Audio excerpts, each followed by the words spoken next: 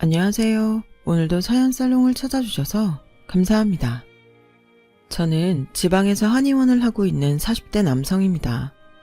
저에게는 결혼한 지 7년 된 아내와 유치원 다니는 귀여운 딸이 있습니다. 딸 바보라는 말 아시죠?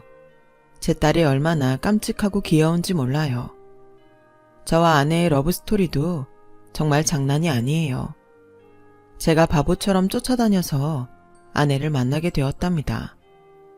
원래 집사람은 제 병원에 오던 환자 중 한 명이었어요. 집사람은 항상 자기 어머니를 데리고 병원의 내원에 어머니 약을 몇 첩이나 타가던 사람이었어요. 처음에는 그냥 얼굴도 곱구나 생각했었지만 점점 가면 갈수록 아내의 품성에 호감이 가더라고요. 왜냐하면 집사람은 어른들에게 정말 잘하거든요. 특히 장모님을 대할 때면 효녀라는 게 바로 느껴졌습니다. 요즘에 그런 사람 보기 힘들잖아요. 그렇게 저는 집사람의 고운 얼굴과 비단결 같은 마음씨를 보고 홀딱 반했습니다. 저는 제 마음을 깨달은 순간 고민도 하지 않고 바로 호감을 표시했죠. 요즘 같은 세상에 아내 같은 사람 또 찾기는 하늘의 별 따기일 것 같았어요. 지영씨, 혹시 주말에 커피 한잔 하실래요? 아니요, 괜찮아요. 저 커피 안 좋아해요. 하지만 집사람은 몇 번이고 거절하더군요. 그러다가 우연히 비가 오는 날 차를 끌고 퇴근하는데 우산도 없이 어느 가게 입구 앞에서 발만 동동거리고 있던 아내를 발견했습니다. 저는 절호의 기회다 생각하고 차에서 내려 아내에게 아는 척을 했어요. 제가 집까지 태워다 드릴게요. 타세요. 괜찮아요. 그냥 가세요. 그러다 비가 너무 거세게 내리자 아내는 제 차에 동승하게 되었어요. 아내의 집은 저희 집과 그리 멀지 않았어요. 제가 솔직하게 아내에게 물었죠. 혹시 제가 너무 부담스러우신가요? 아니요.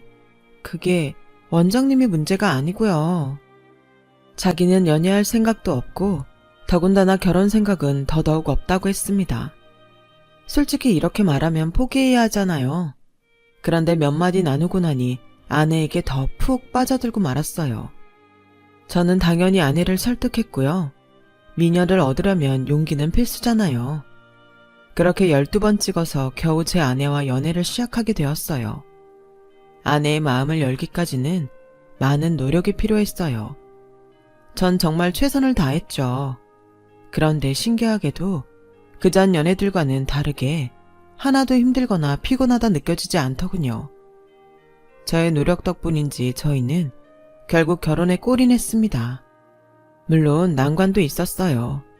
사실 저희 어머니는 제가 한의사라서 좀 극성이시거든요. 예전부터 저한테 이렇게 말씀하셨어요. 너는 아무리 못해도 사자 집안이랑 사돈을 맺어야 돼. 어릴 때부터 네가 얼마나 똑똑했는데 며느리는 꼭 우리 집안에 맞는 애를 데려와야 된다. 의사 만나서 팔자 고치려는 여자애들이 얼마나 많은 줄 아니? 어머니는 처음에 집사람을 보고 마음에 들지 않는다고 대놓고 티를 내셨어요. 집안의 격차가 너무 심하게 나는 것 같다고요. 이렇게만 듣는다면 저희 집이 떵떵거릴 만큼 막 부자일 것 같지만 딱히 그렇지도 않습니다. 그냥 먹고 살만한 정도일 뿐이죠. 큰형은 아버지에게 물려받은 작은 사업체를 운영 중이고 누나는 대학 출간 강사예요. 저는 대단하다고 생각하지도 않습니다. 그냥 저희 어머니가 좀 극성이신 거죠. 그래서 저희 아내에게 정말 미안하더군요. 저 하나만 믿고 결혼을 승낙해준 아내를 볼 면목이 없었습니다. 결혼해서도 어머니가 아내를 시집살이 시킬 게 뻔했어요. 하지만 착한 저희 집사람은 제게 괜찮다고 하더라고요. 어머니가 저를 많이 사랑해서 하는 말이라 이해할 수 있다고 했어요. 그때 생각했죠. 제가 정말 괜찮은 여자를 만난 거구나. 이 사람은 진짜구나 싶었어요. 그렇게 우여곡절 끝에 결혼한 후 저희에게 바로 선물이 찾아왔습니다. 바로 눈에 넣어도 안 아플 저희 딸 예지예요. 그런데 행복도 잠시. 그 즈음에 저희 어머니가 오랜만에 받은 건강검진에서 안 좋은 결과를 받으셨어요. 한의사인 제가 조금 더 어머니의 건강을 신경 썼어야 했는데 제 가정 챙긴다는 핑계로 그러질 못했습니다. 병원에서는 어머니가 신장이 많이 망가져 투석을 계속 받거나 이식을 하는 방법밖에 없다고 하는 거예요. 정말 큰 충격이었죠. 그날로 온 집안 식구들이 이식 검사를 했죠. 하지만 저를 포함한 모두가 적합하지 않는다고 나왔죠. 정말 청천벽력 같았는데요. 그런데 혹시 해서 검사를 받았던 제 아내가 제일 적합하다고 나온 겁니다. 사실 저는 일부러 아내에게는 검사를 받지 말라고 했었어요. 그때 집사람은 아이 낳은 지 얼마 되지도 않아서 산후조리 중이었거든요. 그런데도 아내는 어머니 소식을 듣고 병원에 불이 나게 달려와 검사를 했던 거죠. 이식에 적합하다는 결과를 받은 아내는 정말로 기뻐했습니다. 어머님한테 참 잘된 일이라고요. 시집살이를 시키는 어머니에게 신장을 떼어준다고 하는 건 아마 제 아내밖에 없을 거예요. 솔직히 아무리 가족이 되었다고 해도 장기를 주는 건 다른 일이잖아요. 제 어머니라는 이유 하나만으로 이식을 하겠다고 해준 아내에게 너무 고맙고 동시에 미안했죠. 그렇게 아내는 어머니에게 신장 이식을 해주었어요. 다행히 어머니는 건강을 되찾으셨고요. 아내에게 평생을 노력해도 갚지 못할 빚이 생긴 거죠. 그날부터 아내는 저희 가족으로부터 무한한 신뢰와 애정을 얻었습니다.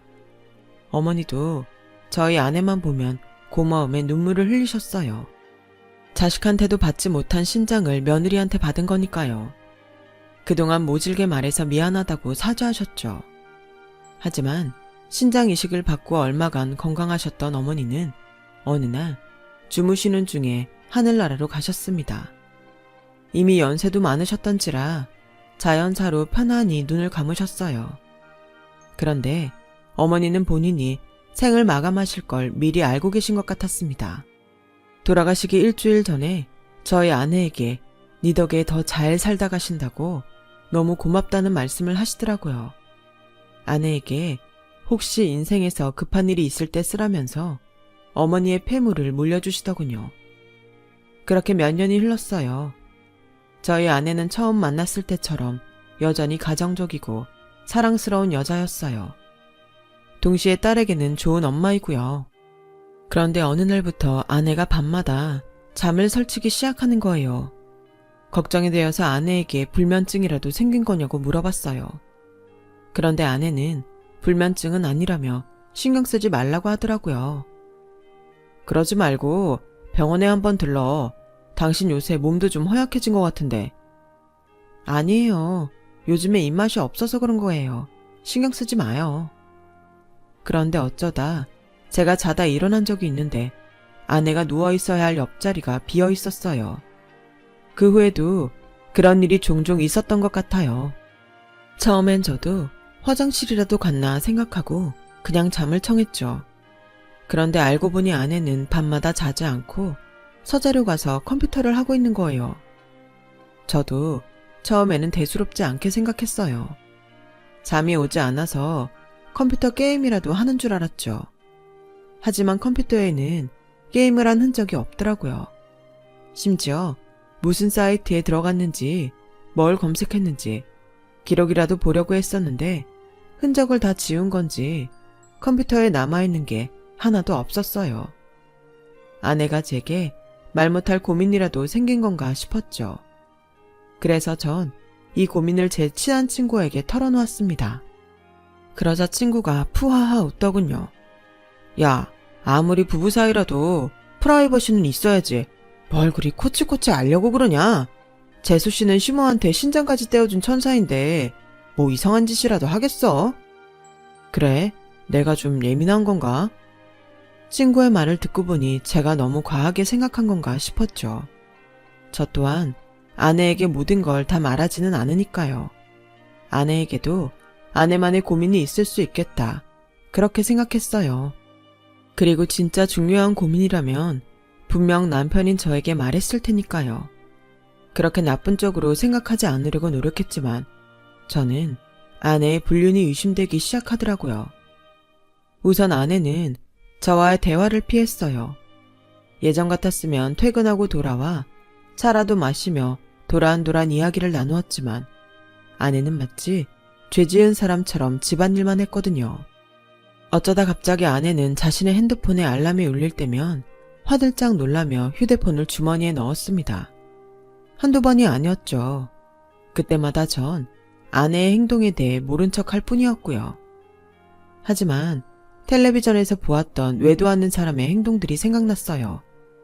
믿고 싶지 않았지만 몇 가지 행동이 아내의 최근 모습과 들어맞더군요. 그리고 솔직히 제 아내가 이제 나이는 좀 들었지만 밖에 나가면 여전히 미인이라는 소리를 듣습니다. 그때쯤 하필 아내의 바깥 출입이 잦아졌었어요. 생전 집안일과 저랑 딸밖에 모르는 사람이 밖으로 돌았거든요. 주말에도 친구와 모임이 있다는 핑계로 밤늦게 왔죠. 결국 저는 반신반의하는 마음으로 아내의 행적을 감시하기로 결심했어요. 한편으로는 제 어머니에게 신장 이식까지 해준 아내를 의심한다는 것 자체가 너무 미안하고 양심에 찔렸지만 이대로 저 혼자 끙끙 앓고 있을 수만도 없는 노릇이었어요. 저는 먼저 아내가 자주 입는 코트부터 뒤져봤는데 아무것도 나오지 않더군요. 그 다음에는 아내 가방을 뒤져야겠다는 생각이 들었습니다. 아내가 요리하는 틈을 타서 가방을 열어보았죠. 역시나 아무것도 나오지 않았어요. 그러다 며칠 후 저는 아내가 부쩍 화장대에서 시간을 많이 보낸다는 걸 깨달았어요.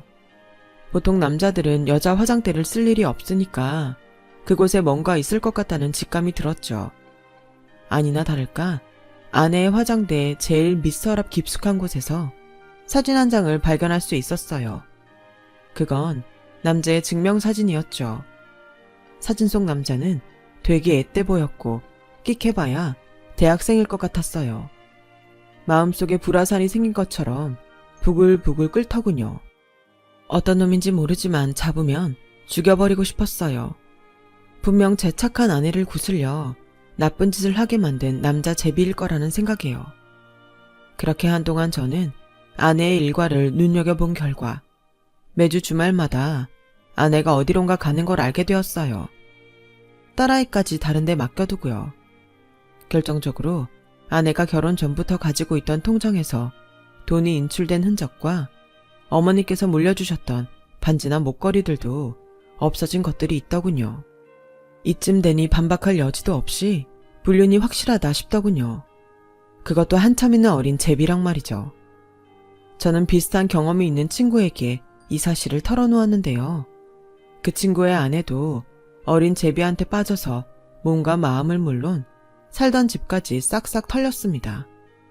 그런데 사람 사는 일이 참 웃긴 게 제 친구는 그런 일을 겪었는데도 이혼 안 하고 잘만 살고 있습니다. 살다 보니 그렇게 된대요. 자식도 있고 아무튼 그렇다고 하더군요. 사실 저도 아내가 불륜을 저질렀어도 이혼을 해야 할지는 잘 모르겠더라고요. 딸아이 생각과 동시에 돌아가신 어머니 생각까지 났거든요. 결국 저는 아내 모르게 아내의 내연남을 조용히 만나 해결하는 게 제일 낫다고 생각했죠. 조용히 아내와 헤어져 달라고 부탁할 생각이었어요. 물질적인 걸 요구하면 들어주고서라도요. 그러려면 그 남자에 대해 알아봐야 했죠. 결국 저는 집사람의 가방 속에 소형 녹음기를 설치하게 되었어요. 그러고는 아내가 내연남을 만나러 가는 주말을 기다렸어요. 속이 타들어가 아내와 같이 있기도 싫더군요. 제 아내는 아무것도 모른 채 저한테 무슨 안 좋은 일이 있냐고 상냥히 물었지만 전 퉁명스레 대답했고요. 여보, 안색이 왜 그렇게 어두워요? 병원 일이 많이 힘들어요. 먹고 사는 일이 다 그렇지 뭐. 들어가서 잘게. 그리고 그렇게 기다리던 주말이 왔어요. 저는 아내가 외출해서 돌아오고 잠에 들자마자 가방에 있던 녹음기에 녹음된 내용을 확인했습니다. 손이 덜덜 떨리고 심장이 터질 것 같았어요. 집을 나선 아내는 버스를 타고 꽤 멀리 가는 것 같았어요.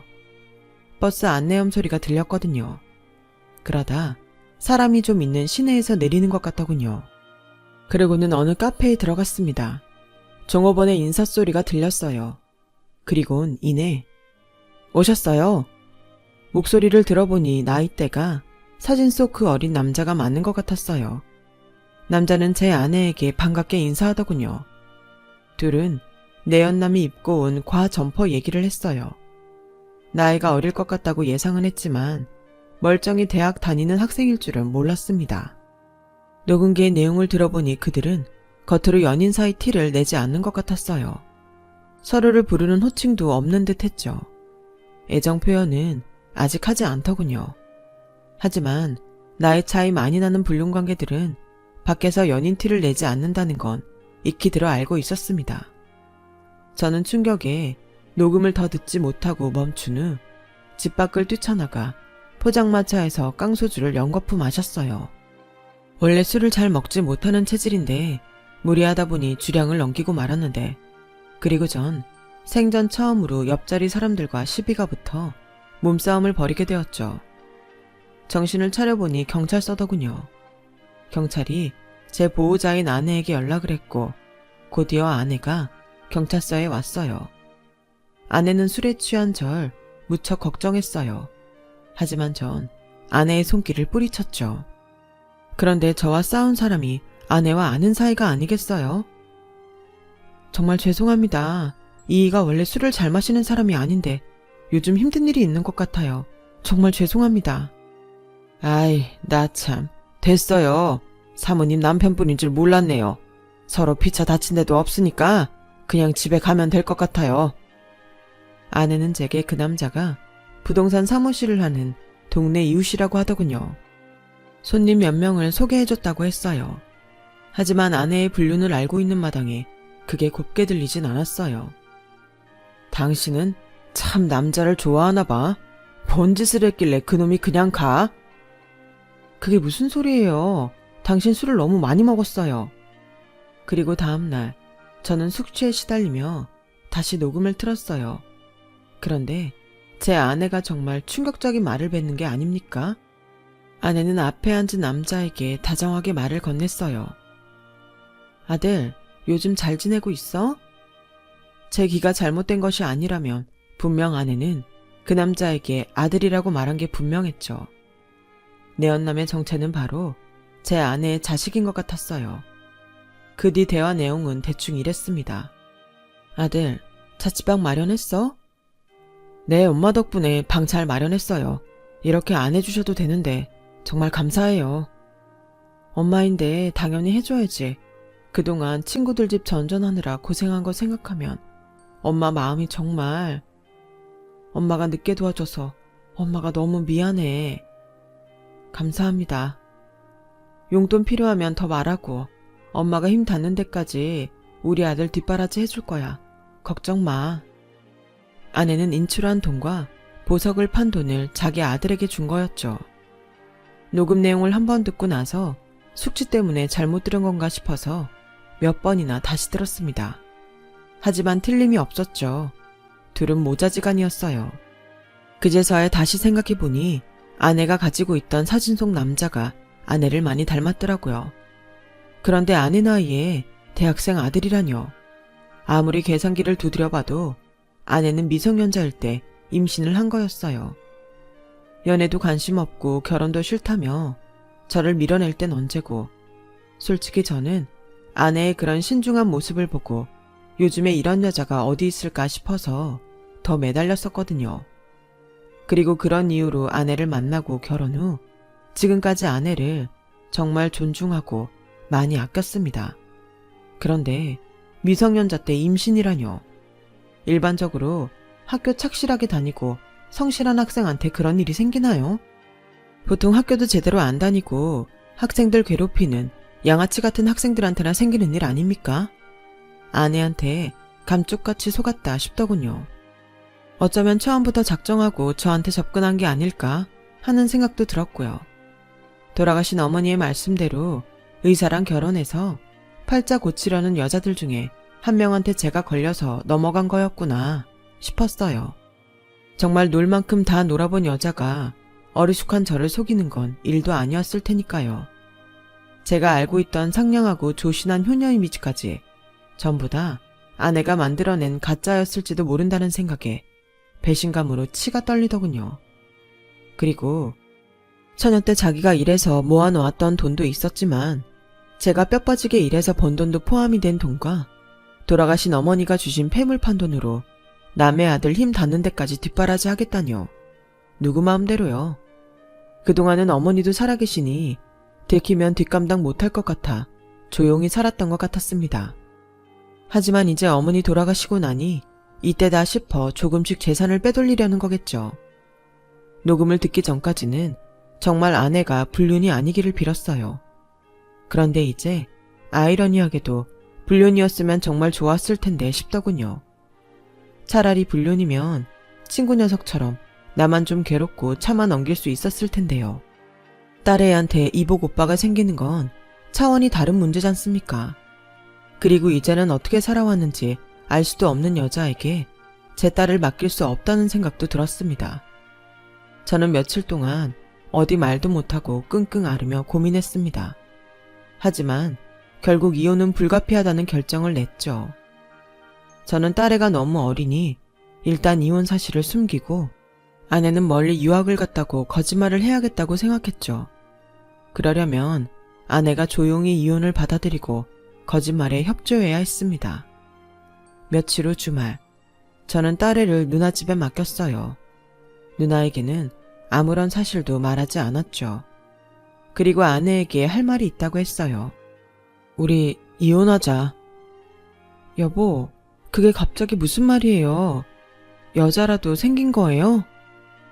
전 아내의 말에 헛웃음이 나왔습니다. 그리고 주머니에서 녹음기를 꺼내 아내에게 들려주었죠. 아내의 얼굴이 새파랗게 질리더군요. 여보, 이걸 어떻게... 난 처음에 당신이 바람이라도 난 줄 알았어. 그런데 내가 모르는 새에 다 큰 아들을 만나고 다니더라고. 나 당신이 뭐하는 여자인지 당최 모르겠다. 제 말에 아내는 굵은 눈물을 뚝뚝 흘리더군요. 아내의 우는 모습을 보자 제 마음이 조금 흔들렸습니다. 그래도 제 결심은 변하지 않았죠. 전 아내가 제 바지가랑이라도 잡고 흔들 줄 알았어요. 그런데 아니었죠. 그래요, 해요, 이혼. 아내는 한치의 망설임도 없이 이혼을 하겠다고 했죠. 전 솔직히 제 입으로 이혼하자고 했지만 아내의 반응이 저러니 당황스러웠어요. 그리고 아내는 그 길로 트렁크에 짐을 싸서 집을 나갔어요. 저희 집 가족들도 아내가 집 나간 걸 알게 됐어요. 저보고 무슨 죽을 죄를 졌길래 천사 같은 부인이 어디 갔느냐고 다 화를 냈죠. 하지만 전 제 아내에게 숨겨진 자식이 있단 말은 차마 하지 못했었는데 결국 이 사실을 큰형과 누나에게 털어놓고 말았어요. 제게 계속 추궁했기 때문이죠. 야 이놈아, 그 얘기를 왜 이제야 하냐? 머저리 같은 놈아. 제 아내의 욕을 할 것이라 생각했던 큰형과 누나의 반응은 달랐어요. 최소한 아내에게 어떤 사연이 있는지 얘기는 들어봐야 하는 것 아니냐고 하더라고요. 아내가 어머니에게 신장까지 이식해주는 그런 여자인데 제가 너무 아내를 파렴치한으로 보고 있다고 했어요. 결국 저는 다음날 장모님을 만났죠. 차마 아내 얼굴을 볼 준비가 되지 않았거든요. 장모님은 제 얘기를 들으시고 하염없이 울면서 미안하다 하셨어요. 그리고 아내의 과거 얘기를 듣게 되었어요. 사실 아내는 고등학생 때까지 시골에 살았어요. 저도 아내 친정에 갔다가 어릴 적 사진을 봐서 알고는 있었습니다. 아내와 아이 아빠와는 한 동네 사는 친구였다고 하더라고요. 어릴 때부터 친하게 지내며 자연스럽게 사귀고 당연히 결혼까지 할 줄 알았대요. 그러다 두 사람은 고등학생 때 실수로 덜컥 애를 가졌다고 합니다. 둘 다 어리고 가진 것도 없었지만 아이를 키운다고 고집을 부렸대요. 그리고는 둘 다 그날로 고등학교도 자퇴하고 아이 아빠는 생활비와 기저귀 값을 벌러 일용직에 일을 하러 나갔다고 하는데 그때 불의의 사고로 그만 세상을 떠난 겁니다.